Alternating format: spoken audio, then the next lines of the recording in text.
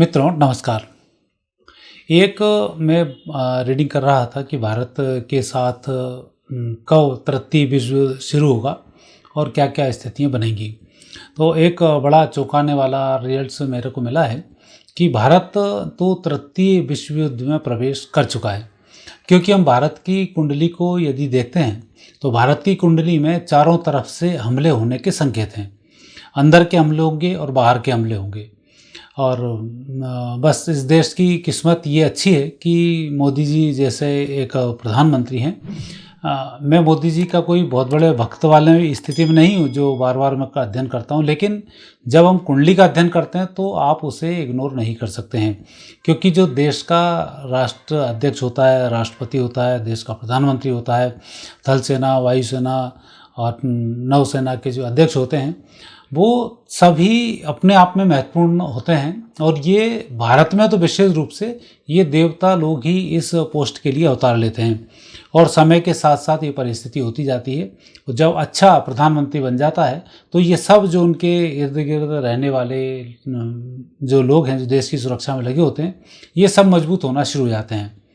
जैसे पहले ढीला ढाला प्रशासन था तो सैनिक बाहर से आते थे और भारतीय लोगों को, भारतीय सैनिकों को मार जाते थे और यहाँ की सत्ता हाथ पर हाथ रखे रहती थी। लेकिन अब ऐसा नहीं है। और अब यदि हम देखते हैं कि भारत की कुंडली को देखा जाए तो भारत की कुंडली में जो वृषभ लग्न आता है उस लग्न में लग्न स्थान पर तो राहु आता है, दूसरे स्थान पर मंगल आता है और तीसरे स्थान पर शनि, सूर्य, चंद्र, बुध और शुक्र आता है और छठे भाव में गुरु आता है और सप्तम भाव में केतु आता है। तो इसका अर्थ ये हुआ कि जो हमारी कुंडली है वो उत्तर पूर्व की तरफ तनाव वाली कुंडली है और बाकी की तरफ हमारे यदि हम दक्षिण पूर्व की बात करें, दक्षिण पश्चिम पूर्व की बात करें तो हम वहाँ पर मजबूत स्थिति में बने हुए हैं।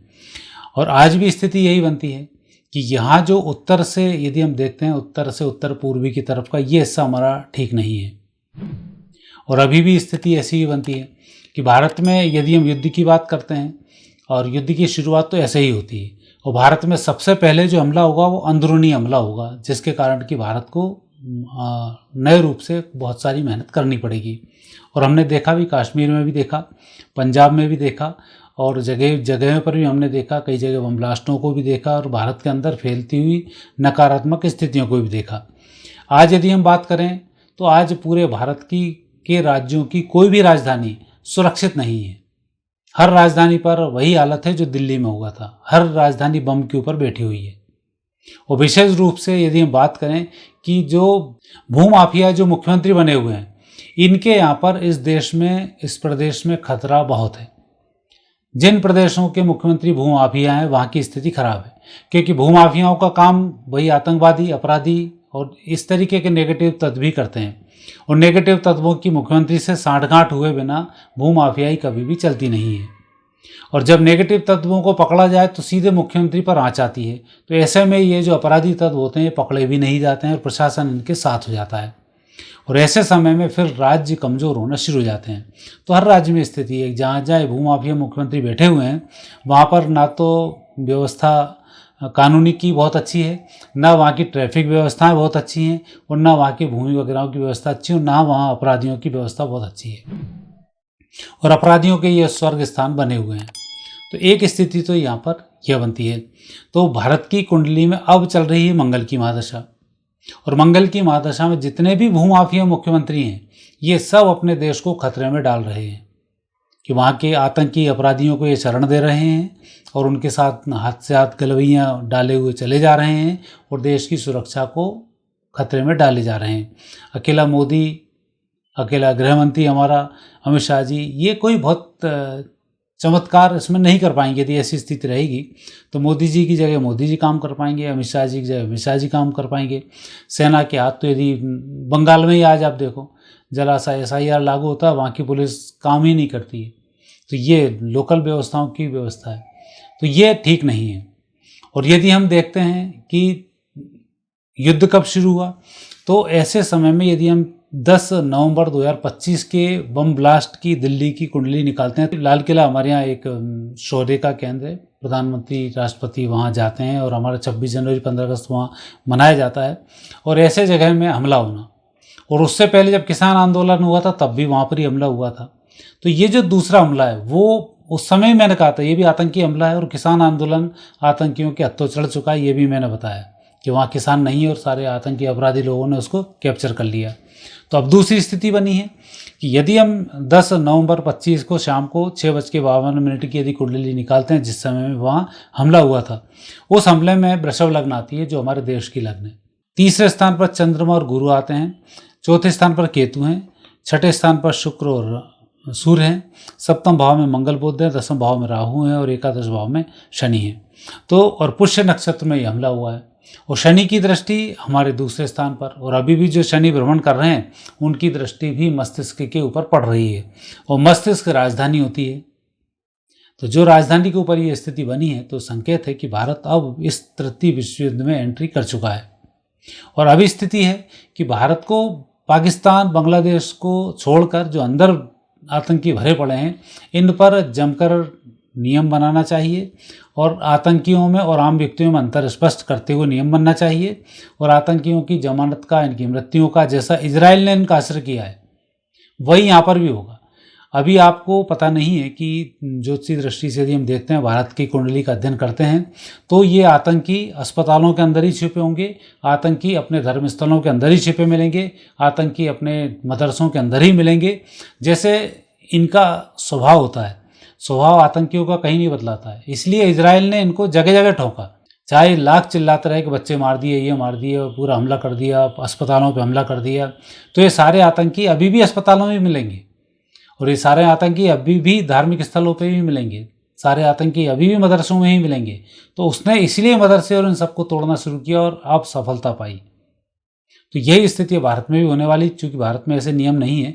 अभी तो हमारे मिलावट बड़ा इंतजार कर रहे होंगे कि आतंकियों की फाइलें हमारे पास आएँ और थोड़ी सी भेंट हमें मिले और हम तत्काल इनको जमानतें देना शुरू करें, उसके भी तैयारी होंगे। कई मिलाट तो ही बैठे होंगे कि हम व्यक्तिगत रूप से संज्ञान मिलें कि किन किन लोगों के घर परिवार को क्यों उठाया जा रहा है। तो अभी तो स्थिति भारत में ये बन रही है, तो उन सब के लिए भी अब नियम बनाने होंगे। और भारत अंदरूनी तौर पर अब तृतीय विश्व युद्ध में एंट्री कर रहा है, और आने वाले 26 के बाद, सितंबर अक्टूबर 26 के बाद फिर इसके ऊपर बाहर से हमले होना शुरू होंगे, और ये हमले तेज होंगे। अभी चूंकि शासन, प्रशासन, प्रधानमंत्री और हमारे सभी सेना के लोग अभी भारत के अंदर छुपे हुए आतंकियों को निकालने की कोशिश कर रहे हैं। ये कोशिश कुछ ही दिन तक रह पाएगी कि अब वापस भारत के ऊपर बाहर से हमले शुरू होंगे, ताकि बाहर की ओर हमारे सेना का ध्यान केंद्रित हो और अंदर की तरफ से हम शांति के साथ बने रहें, और अंदर की तरफ हम अपने विचार को भी नहीं कर पाएँ। तो ये स्थिति अभी बनने वाली है। तो आने वाला जो समय है वो समय भारत के लिए अंदरूनी तौर पर बहुत टफ होने वाला है। सरकार को भी चाहिए ऐसे जो मुख्यमंत्री हैं, जो भूमाफिया मुख्यमंत्री बने हुए हैं, इन सब की विदाई करके ऐसे मुख्यमंत्रियों को लाया जाए जिनके लिए धन वन का मोह ना हो, या जिनके यहाँ संतानें ना हो। और इस प्रकार के मुख्यमंत्रियों के थ्रू और अपने एडमिनिस्ट्रेशन के थ्रू, क्योंकि पूरे जो IAS IPS हैं सब तो संचालित होते हैं केंद्र सरकार से, तो वो उनको संचालित करें, और यहाँ जो मुख्यमंत्री बनाए वो राष्ट्रवादी मुख्यमंत्री हो, जिसका लेना देना पैसे से बहुत ज़्यादा ना हो। तो उन सब की व्यवस्थाओं को वो आसानी से करता रहे, अन्यथा ये भूमाफिया भारत को नुकसान पहुंचाने की ओर अग्रसर हो रहे हैं, और अंदरूनी जो युद्ध शुरू हो रहा है ये गंभीर रूप धारण करता जा रहा है। हर प्रदेश की हर राजधानी और हर प्रदेश का हर धार्मिक स्थल, जिनमें हम कह सकते हैं हमारे 12 ज्योतिर्लिंग हैं, 52 शक्तिपीठ हैं, और जिस जिस क्षेत्र के जो जो प्रसिद्ध धार्मिक स्थल हैं वहाँ पर इनकी संख्या लगातार बढ़ रही है, और अपराध लगातार वहाँ बढ़ते जा रहे हैं। ये संकेत मिल रहा है। कारण है मंगल की महादशा। मंगल की महादशा में ऐसे लोगों के अंदर अफरा तफरी मचती है, और ये अपने उग्र रूप को धारण करते हैं।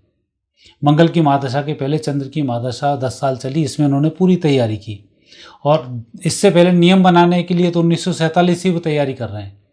मतलब आतंकी आज खड़े हुए हैं नहीं है, 1947 से उन्होंने अपने प्रधानमंत्री बनवाए, अपने अनुसार उन्होंने नियम बनवाए, और भारत के संविधान का गला घोटने की पूरी व्यवस्थाएं करवाईं, और ऐसी करते करते आज वो इस स्थिति में आ गए कि यदि हम बात करें संविधान के रूप की तो वो बहुत मजबूत स्थिति में है। कानून पूरा उनके पक्ष में है, क्योंकि कहा जाता है भारत का जो कानून है अपराधियों के लिए स्वर्ग माना जाता है। तो उन्होंने नियम ही ऐसे बनवाए कि यहाँ का कानून उन तक पहुँच भी ना पाए। शरीफों को बेवकूफ़ बनाने के लिए तो हमारा कानून बहुत अच्छा है, लेकिन अपराधियों को अब सज़ा देने के लिए अच्छा नहीं है। आज भी यदि हम देखते हैं जितने अपराधी हैं, इनका कोई अपराध प्रूफ ही नहीं कर पाओगे इस नियम के अंदर, सबको जमानतें मिल जाएंगी। तो ऐसे समय में बहुत अधिक व्यवस्थाओं को करना और देशवासियों को अपने देश के प्रति समर्पित भाव से रहना और इस प्रकार के जो अपराधी हैं इन पर निगाह बनाकर रखना, ये एक बहुत बड़ा कर्तव्य हो रहा है। और देश के प्रति समर्पित रहने का भी अब समय आ चुका है, क्योंकि अब समय आहुतियाँ मांग रहा है। अब वो लोग जो आहुति देने को देश के लिए तैयार हैं, अब वो ही योद्धा बच पाएंगे। बाकी के तो जो सेकुलरिज्म के कीड़े हैं, ये तो बिलबिलाते रहते हैं, नाली में जरा सी फिनाइल डाली और निपट जाते हैं। तो सेकुलरिज्म का तो ये हाल होने वाला है। तो आने वाले समय में योद्धाओं की आवश्यकता पड़ेगी। और जो गृहयोग बता रहे हैं, ये संकेत दे रहे हैं कि भारत की इनडायरेक्टली तृतीय विश्व युद्ध में एंट्री हो चुकी है और 2027 में ये मुखर रूप से सामने आने के संकेत मिल रहे हैं, जिसमें हमारा चीन भी विरोध करेगा, अमेरिका भी विरोध करेगा, पाकिस्तान तो शुरू से ही विरोधी हैं। हालांकि ये कुछ नहीं कर पाएंगे और इनकी जगह नाम इनका होगा और काम चीन करेगा। अभी भी जो आज एक हमारा फाइटर जेट गिराया गया है, इसमें भी अमेरिका का बहुत बड़ा हाथ निकलेगा। हालांकि उस तक आने में थोड़ा सा टाइम लग जाएगा, जांच को आने में, लेकिन इसमें नेगेटिव स्थिति ही बन रही है। और जो आने वाला समय है, यह समय भारत के लिए अंदरूनी तौर पर बहुत अच्छा समय अब नहीं है। तो इसमें सुरक्षा की बहुत बहुत आवश्यकता महसूस हो रही है और इस देश के कानूनों को, आतंकी अलग और आम जनता अलग, ये कानून बनाने की भी आवश्यकता बहुत महसूस हो रही है।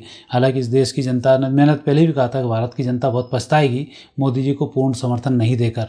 अब वो समय आ चुका है पछताने का। यदि पूर्ण समर्थन होता तो ये सब नियम अभी बन गए होते। आतंकी जिस तरह से हरकत कर रहे हैं, ये सब पूर्ण रूप से सड़ रहे होते या कहीं मर रहे होते, लेकिन अब वो नहीं हो पाएगा। और आने वाला समय और ख़तरनाक रूप धारण करने वाला है और उसमें तो भगवान ही हमारी रक्षा करें, यही हम चाहते हैं। और जितना आप समर्पित रहेंगे, राष्ट्र को समर्पित रहेंगे, उतनी हम देश की अच्छी सेवा कर पाएंगे।